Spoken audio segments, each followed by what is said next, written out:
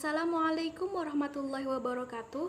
Perkenalkan, nama saya Miratul Solehah, mahasiswi Universitas Islam Kalimantan Muhammad Arsyad Al-Banjari, Fakultas Studi Islam Program Studi Pendidikan Guru Madrasah Ibtidaiyah. Di sini saya akan coba menjelaskan tentang materi strategi model pembelajaran matematika MI atau SD. Pertama, mengenai materi pembelajaran. Materi pembelajaran yang diharapkan dicapai oleh anak SD atau MI dalam pembelajaran matematika di kelas rendah dan di kelas tinggi, diantaranya yaitu di kelas 1 belajar mengenal bilangan, membandingkan dua bilangan, operasi membilang bilangan dalam kehidupan sehari-hari. Di kelas 2, menyebutkan nilai ratusan, puluhan, dan satuan, membandingkan dua kumpulan benda, melakukan pengurangan dua bilangan dengan teknik menyimpan. Di kelas 3, kita akan belajar mengenai operasi penjumlahan dan pengurangan dalam ribuan, operasi hitung campuran penjumlahan dan pengurangan. Di kelas 4, ada pecahan, kelipatan dan faktor, bilangan prima, keliling dan luas persegi. Di kelas 5, kita akan belajar mengenai pengukuran waktu, jarak dan kecepatan, pengukuran sudut, keliling dan luas lingkaran, volume dan luas permukaan bangun ruang, sistem koordinat, dan pengolahan data. Di kelas 6, kita akan belajar mengenal bilangan biasa, desimal, dan persen, dan mengenal konsep bilangan. Memasuki pembahasan yang kedua, yaitu tentang strategi pembelajaran. Strategi adalah cara-cara yang akan dipilih dan digunakan oleh seorang guru untuk menyampaikan materi pembelajaran yang bertujuan untuk memudahkan peserta didik. Strategi yang digunakan dalam pembelajaran matematika diantaranya yaitu yang pertama, ada strategi inquiry. Strategi inquiry ini bisa memaksimalkan siswa dalam kegiatan proses belajar. Kemampuan siswa untuk mencari dan menyelidiki secara sistematis, kritis, logis, dan analitis. Kemudian, strategi selanjutnya adalah strategi penyelesaian masalah. Strategi belajar mengajar penyelesaian masalah memberi tekanan pada terselesaikannya suatu masalah secara menalar. Guru memilih bahan pelajaran yang memiliki permasalahan. Materi pelajaran tidak terbatas hanya dalam buku teks, tetapi dapat diambil dari sumber-sumber yang ada. Memasuki pembahasan yang terakhir, yaitu tentang model pembelajaran. Adapun model-model pembelajaran dalam pembelajaran matematika di SD atau MI diantaranya yaitu yang pertama, model pembelajaran langsung. Dalam menerapkan model pembelajaran langsung, guru harus mendemonstrasikan pengetahuan atau keterampilan yang akan dilatihkan pada siswa secara langkah demi langkah. Yang kedua, ada model pembelajaran komparatif. Pembelajaran komparatif yang dilakukan secara berkelompok untuk memahami konsep yang difasilitasi oleh guru. Kemudian, model pembelajaran project-based learning merupakan metode belajar yang menggunakan masalah sebagai langkah awal dalam mengumpulkan dan mengintegrasikan pengetahuan baru berdasarkan pengalamannya. Dan yang terakhir, ada model pembelajaran problem-based learning. Pembelajaran ini dirancang masalah-masalah yang menuntut siswa dapat pengetahuan penting yang membuat mereka mahir dalam memecahkan suatu masalah. Assalamualaikum warahmatullahi wabarakatuh. Di sini saya akan menjelaskan tentang perencanaan dan tujuan pembelajaran dan menyelesaikan soal materi-materi matematika. Dosen pengampu Bapak Fahmi Arifin, SPDI, MPD. 1. Pengertian perencanaan pembelajaran matematika. Perencanaan adalah sebuah proses pemecahan masalah yang bertujuan adanya solusi dalam suatu pilihan. Perencanaan bukan hanya membantu untuk menciptakan solusi, tapi juga membantu untuk lebih memahami permasalahan itu sendiri. Jadi sebuah usulan lebih diutamakan dibanding informasi awal. 2. Faktor yang mempengaruhi perencanaan pembelajaran matematika. A. Faktor guru. Guru merupakan komponen yang menentukan. Hal ini disebabkan guru merupakan orang yang secara langsung berhadapan dengan siswa. Di sini guru bisa berperan sebagai perencana atau desainer pembelajaran untuk mengimplikasikan sebagai implementator dan atau mungkin keduanya. B. Faktor siswa. Siswa adalah organisme yang unik yang berkembang sesuai dengan tahap perkembangannya. Perkembangan anak adalah perkembangan seluruh aspek kepribadiannya. Akan tetapi, tempo dan irama perkembangan masing-masing anak pada setiap aspek tidak selalu sama. C. Faktor sarana dan prasarana. Sarana adalah segala sesuatu yang mendukung secara langsung terhadap kelancaran proses pembelajaran, misalnya media pembelajaran, alat-alat pelajaran, dan perlengkapan sekolah. D. Faktor lingkungan. Faktor lingkungan meliputi faktor organisasi kelas. Di dalamnya meliputi jumlah siswa dalam satu kelas. Organisasi kelas yang terlalu besar akan kurang efektif dalam mencapai tujuan pembelajaran. 3. Tujuan dan manfaat perencanaan pembelajaran matematika. Tujuannya yaitu secara garis besarnya adalah untuk mengarahkan dan membimbing kegiatan guru dan siswa dalam proses pembelajaran. Manfaat perencanaan pembelajaran. A. Dengan perencanaan yang matang dan akurat akan dapat diprediksi seberapa besar keberhasilan yang akan dicapai, bukan untung-untungan. B. Sebagai alat untuk memecahkan masalah, karena masalah dapat diantisipasi dengan perencanaan. C. Untuk memanfaatkan berbagai sumber belajar secara tepat, cetak maupun elektronik. D. Perencanaan akan membuat pembelajaran berlangsung secara sistematis. 4. Langkah-langkah menyusun rencana pembelajaran matematika. Rencana pembelajaran yang sering kita singkat dengan RPP merupakan administrasi yang harus dilengkapi oleh seorang guru. RPP mencakup 1. Data sekolah, mata pelajaran, dan kelas atau semester. 2. Materi pokok. 3. Alokasi waktu. 4. Tujuan pembelajaran, KD dan indikator pencapaian kompetensi. 5. Materi pembelajaran dan metode pembelajaran. 6. Media, alat dan sumber belajar. 7. Langkah-langkah kegiatan pembelajaran. Dan 8. Penilaian. Menyelesaikan soal materi-materi matematika. Di sini saya akan menyelesaikan soal materi tentang EPB dan KPK. 1. EPB dari bilangan 48 dan 60 adalah 2. KPK dari bilangan 16 dan 24 adalah. Jawab. 48 sama dengan 2 dikali 2, 4. 4 dikali 4 sama 4 dikali 4, 16. 16 dikali 3 sama dengan 48. 60 sama dengan 2 dikali 2, 4. 4 dikali 3, 12. 12 dikali 5 sama dengan 60. EPB sama dengan 2 akar 2 dikali 3 sama dengan 4 dikali 3 sama dengan 12. Jadi EPB dari 48 dan 60 adalah 12. KPK dari 16 dan 24. Jawab. 16 sama dengan 2 dikali 2, 4. 4 dikali 2, 8. 8 dikali 2 sama dengan 16. 24 sama dengan 2 dikali 2, 4. 4 dikali 2, 8. 8 dikali 3 sama dengan 24. KPK sama dengan 2 akar 3 dikali 2 dikali 3 sama dengan 8 dikali 2 dikali 3 sama dengan 48.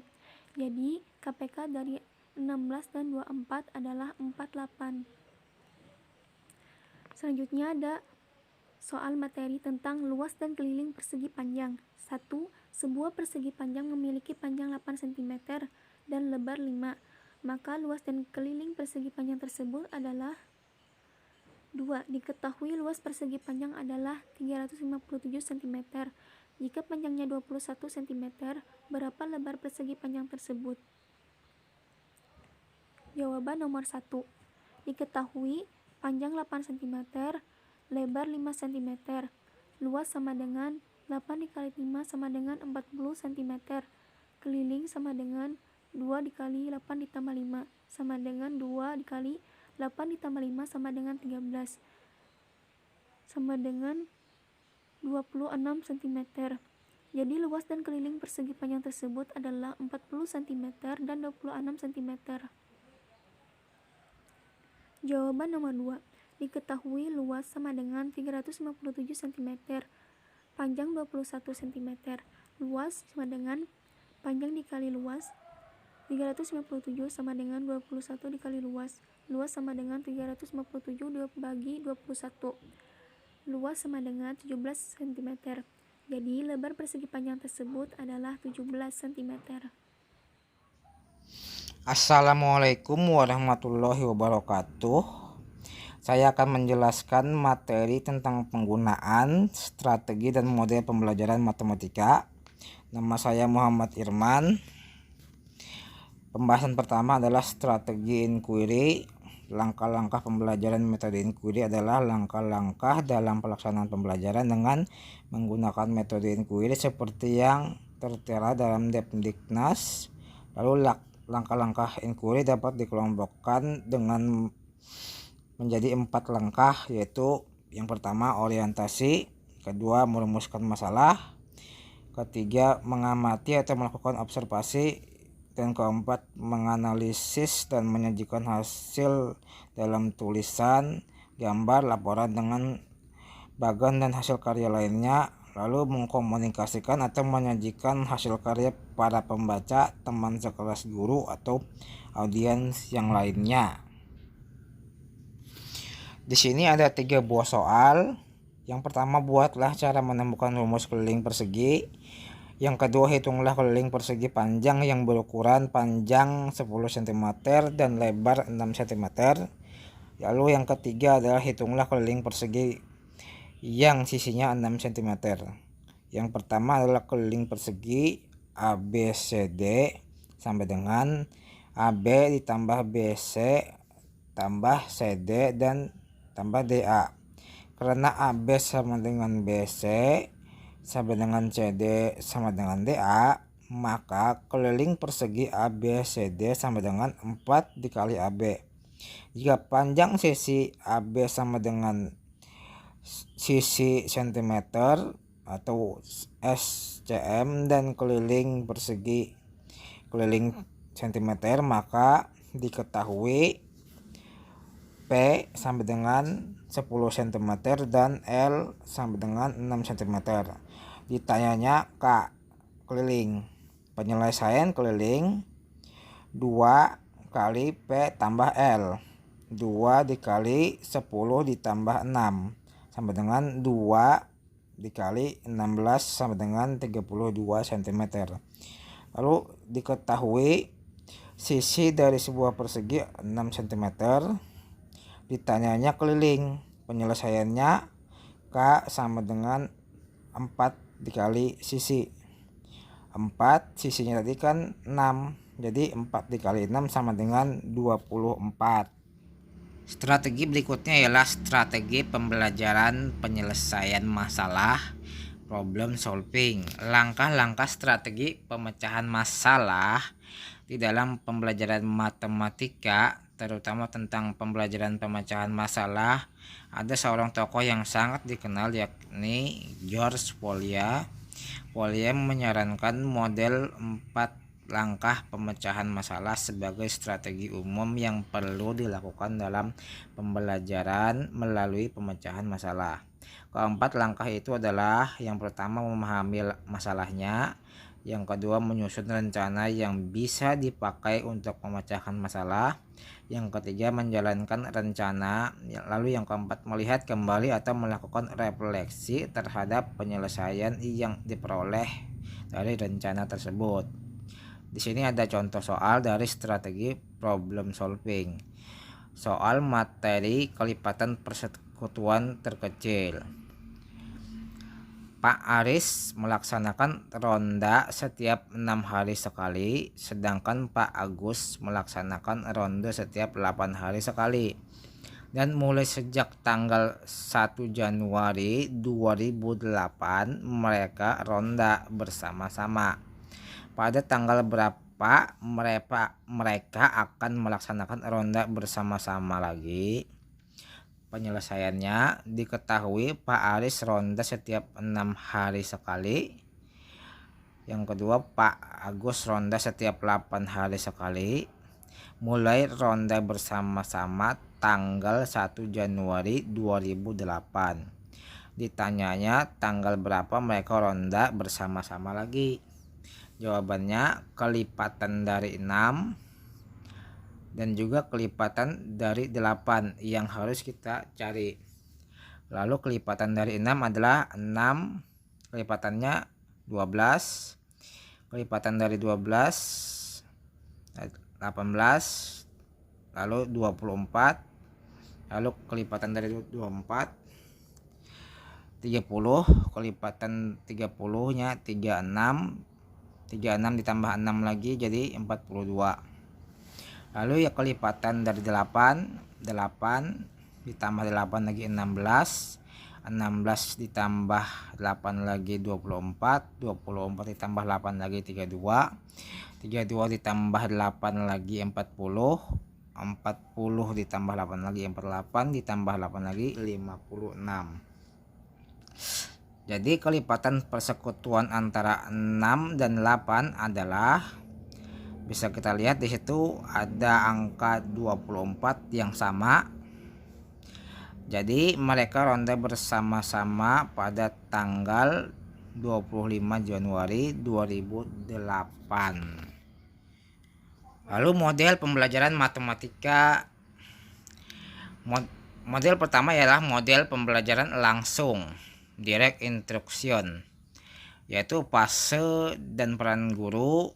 Fase pertama ialah menyampaikan tujuan dan mempersiapkan siswa. Lalu guru menjelaskan tujuan pembelajaran, informasi latar belakang pelajaran, pentingnya pelajaran, dan mempersiapkan siswa untuk belajar. Fase 2 adalah mendemonstrasikan pengetahuan dan keterampilan. Guru mendemonstrasikan keterampilan dengan benar atau menyajikan informasi tahap demi tahap. Lalu fase ketiga membimbing pelatihan, guru merencanakan dan memberikan bimbingan pelatihan awal. Fase 4 mengecek pemahaman dan memberikan umpan balik, mengecek apakah siswa telah berhasil melakukan tugas dengan baik, memberi umpan balik. Lalu fase kelima memberikan kesempatan untuk pelatihan lanjut dan penerapan. Guru mempersiapkan kesempatan melakukan pelatihan lanjut dengan perhatian khusus pada penerapan pada situasi lebih kompleks dalam kehidupan sehari-hari. Lalu model pembelajaran contextual teacher learning (CTL).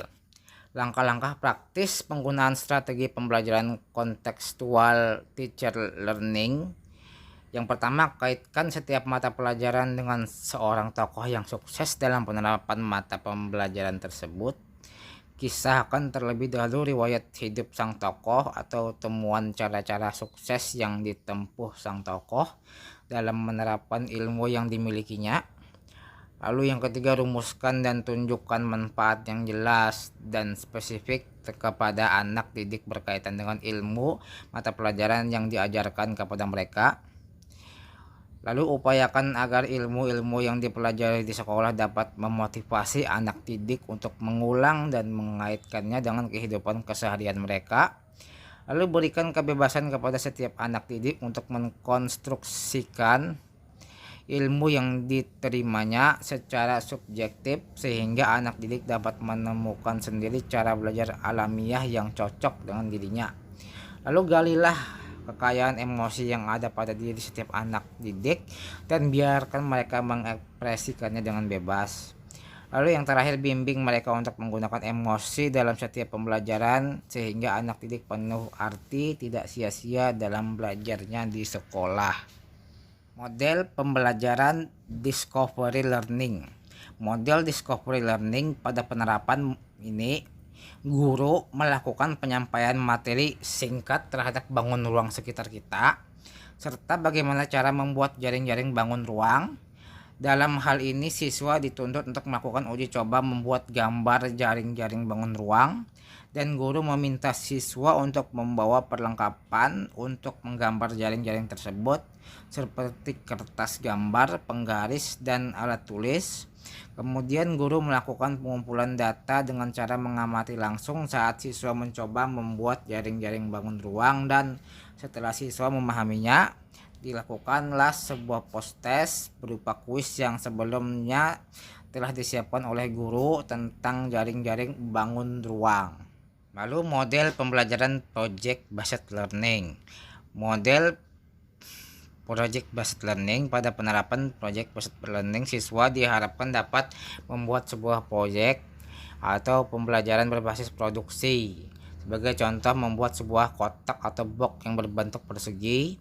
Setelah itu siswa mendesain perencanaan proyek dengan cara menentukan panjang sisi tersebut serta membuat timeline untuk menyelesaikan proyek. Kemudian pada sela pembuatan proyek, guru melakukan monitoring atau berperan menjadi mentor bagi para siswanya. Lalu setelah selesai pengerjaan, siswa diharapkan dapat menguji hasil proyek dan mempresentasikannya di depan kelas.